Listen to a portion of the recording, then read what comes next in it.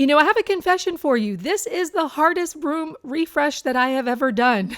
This was difficult because not only is it the place where my husband works, so it's not my space per se, but it's also the place that became the catch-all for discarded furniture and things that needed to go to the thrift store, and it just landed here. So today's video, we're doing a refresh, and we're also going to be teaming up with Wagner to use their smart sidekick roller, and you'll see that in action. So the first thing I did was move as much stuff as possible out and to the center of the room because it's time to paint.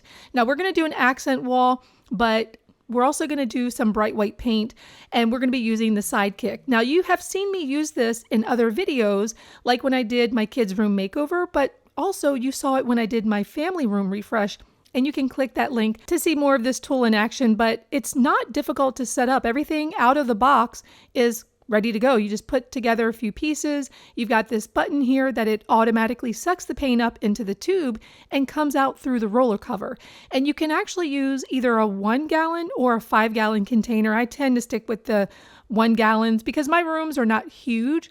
But if you've got a larger space, this is perfect because you can pop that 5 gallon, put the hose down there, and it'll suck it up. Now, the first thing that we have to do when we're doing any kind of painting, clean the walls. You'd be amazed how much dirt and grime are on the walls, and you don't want to paint over that. So we're going to clean this with simple green and then wash it away, and then use an angled brush and cut in around the ceiling and around the corners.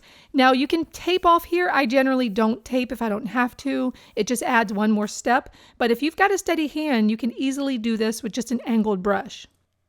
And once you've done all those parts, you've cut in the ceiling, the walls, the baseboards, the corners, now you can do the actual painting. This is the pretty easy part. It's going to go quickly. You'll take your 1 gallon or 5 gallon and put it right next to the sidekick, put the tube down there, and as soon as you push that button on the roller handle, it's going to start sucking the paint up into the hose. It's very, very cool. I love using this machine. And if you've got large spaces, this makes it easy because you don't have to stop and reload. You know when that brush starts to turn like really dry? But this one won't do that because the minute you notice that it seems like it's a little dry, you're just pushing that button, and because of the direct feed, the paint roller will just suck it up into the roller cover. And because it's sucking the paint up into the roller cover, you don't actually get the drips that you would normally get if you just have a paint tray and a handheld roller. I mean, I'm notorious for going back afterwards and cleaning up all the paint drips if I don't use this. So if you're someone like me that wants to eliminate all the drips on the floor, this actually works very well. Now you'll notice here that I'm lightening the color of the walls. I've got this almond color. I guess it's an almond color that was on the wall originally. And because this room doesn't get a lot of sunlight, I needed something a little brighter, something that would reflect more of what little bit of sun does come in the window. And we get little peaks of sun in this office. It's the side of the house where the sun just never shines. I mean, it's horrible. There's just bad sunlight on this side of the room. But even though we don't get a lot of sunlight in this room, I wanted to do an accent wall because I wanted the room to be visually interesting. And I didn't want to be confined to just white. But I figured if I went brighter on those walls, I could use this beautiful blue as an accent wall. So I did the same, started with a paintbrush and just cut in. You'll notice here I'm being a lazy DIYer. I did not take the curtain rod down. I actually just left it up and painted around it. Shh, don't tell anybody. But I was very careful here to make sure that I didn't get any paint on the ceiling. Now, if you're someone that doesn't have a steady hand, then by all means, use whatever painter's tape in order to avoid getting paint on the ceiling, especially if you're not planning to paint the ceiling. Now, before I actually got started on doing the accent wall, I had to clean the machine out because you don't want to go from one color to the next color. So I did clean the machine out. I won't go through the complete instructions on how I did this because I did show you this in the other video when I cleaned the machine out in my family room makeover. So I will link that up in the corner and down below for you to watch that. The first coat of paint had to dry, and by this point it was getting a little bit late in the evening. The paint hadn't dried yet, and the next day I was going to want to come back and do the second coat. So in order to preserve the paint without having to wash it out all over again, I just left it in place, put a plastic bag over top of it to keep the paint wet, and then used another plastic bag to cover up the roller cover. And when I came back the next day, the machine was good to go. Now, cleanup should take probably 10 to 15 minutes. Take the cover off and remove any paint from the cover. Put it back into the can. You'll also need to remove the paint that's inside of the plastic tubing. So run the machine until all the paint is out of the tube and back in the can.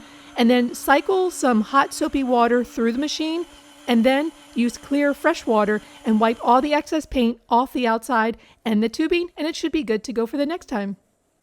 Now, the ceiling fan that was in hubby's office, it's not an old fan, but it's not one that I really like. And the color of it was just horrible. So with a couple coats of paint, it looks fresh and new. Okay, moving on to the artwork. I wanted something that was going to put a little bit of color in the room and bring out that accent wall. So we've got some pieces of art that we've never framed before. If you've ever gone to get something professionally framed, it's very expensive. So I figured, let's try to make our own frame. So I went to the store and got some, I think these are 1x2 boards. Maybe they're 1x3, I'm not sure. But I cut those to what I thought I needed in order to make a frame. And now when you're connecting these together, I'm using something called a domino. You don't have to use this. This is something that's more expensive. Most people are not going to have it. But if you have a Craig jig, that is a great tool for making frames. I don't have a video on that. I will have one soon for you, but you could, even just glue it together if you need to. It doesn't have to be fancy. So while that was clamped and drying, it was time to work on the custom wall art. And I love pulling out the Cricut for this. I did a silhouette of the country of Ghana. My husband's originally from Ghana, West Africa.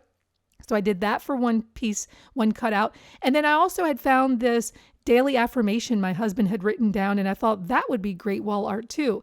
So to get these into a frame, what I did was I took a piece of 1/4-inch plywood that I just had lying around in my scrap wood, and I transferred the image of Ghana to the wood and then framed it. Now, here's what I would recommend. Definitely make sure that you sand the wood first, because you can see some little pock marks in the vinyl. Not really a big deal and not a game changer, but this is a great way to just add some personalization to whatever room that you're working on.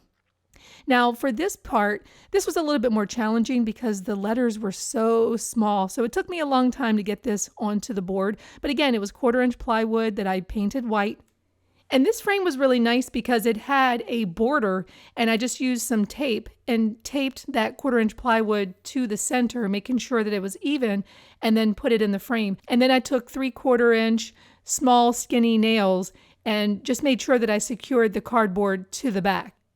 Once the framing for the painting was done, I found the center on both sides and put some staples in that center, kind of like how I do upholstery. You always find the center and then turn it around, find the other center, pull it as tight as you can and place a staple there. And then, like with upholstery, what I did was started pulling towards the corner. Now, if you're getting this professionally framed, they've got machines that do all that. I don't have a machine, so I just had to use staples in my hand. And you can see that some of the wrinkles were starting to come out. I wasn't able to get it completely smooth, but that's okay. It was good enough for me.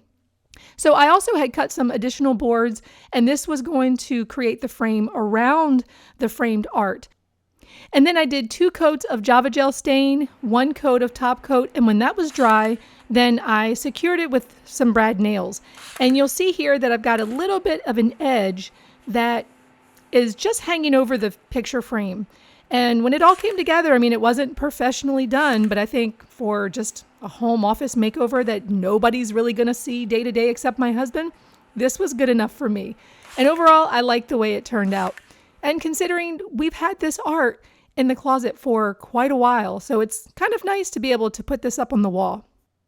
Now to mount it, I just used a couple of D-rings on the back and measured that about 10 inches down from the top.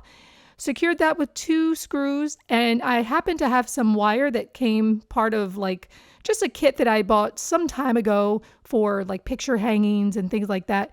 Just attached that and it was ready to go.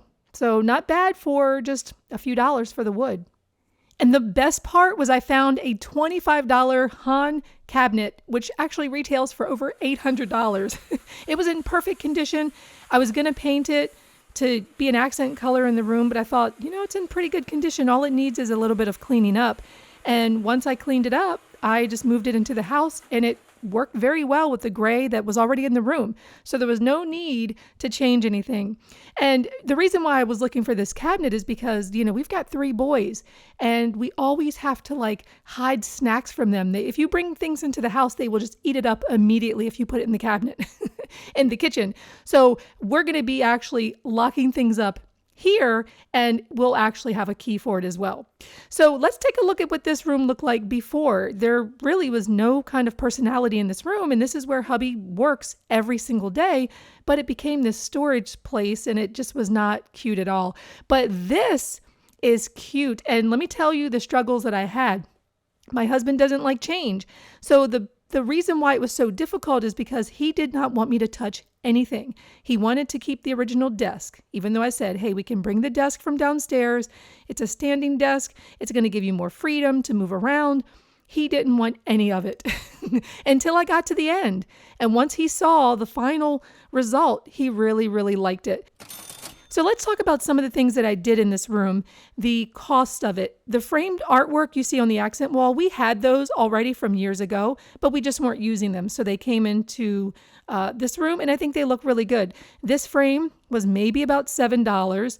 The shelf was IKEA, but I got it at the thrift store for $7. And also that planter came from the thrift store, and I spray painted it blue. Now the curtains, I already had those for another room and didn't have to pay anything extra for those. The plants all came from IKEA, as did the rug, and my husband did not want me to change that old, ugly green desk with the peeling paint. But thankfully, once he saw this standing desk in the room and realized that he could change it up and down to be a little bit more flexible, he was okay with that. And one of the biggest problems in this room was how to conceal all this stuff that's on the bookcase. I got it years ago for $40 from a coworker. It's IKEA. He didn't want to get rid of it. And I figured, why not go back to IKEA and find some organizers to conceal all that stuff and still allow him to keep all the stuff he wants in these containers. And that gorgeous clock, I found it for $10 one day when I just happened to stop by a Goodwill that I never go to. I love those kind of finds. And I cannot believe how gorgeous this painting looks. And I mean, come on, $25 for a file cabinet that's like in perfect condition. Yes, this was a huge score. So now, this room is something that my husband actually likes. And remember, he was resistant to this change. He did not want to do this makeover. And I said, we're going to do it. It's going to look good. I promise you. And now he's got flexibility of whether he wants to sit or stand, and he's got all the drawer space that he wants, and it's clean. You don't have to step over anything. So I actually came over to him. I said, do you like it? And he said, yes. So for me, that is a huge win. I love this. So if you enjoyed this makeover, be sure to give it a thumbs up. Go back to Wagner Spray Tech to learn more about the Smart Sidekick Roller. You can find the link down below. Be sure to subscribe, and I will see you next room makeover, next project.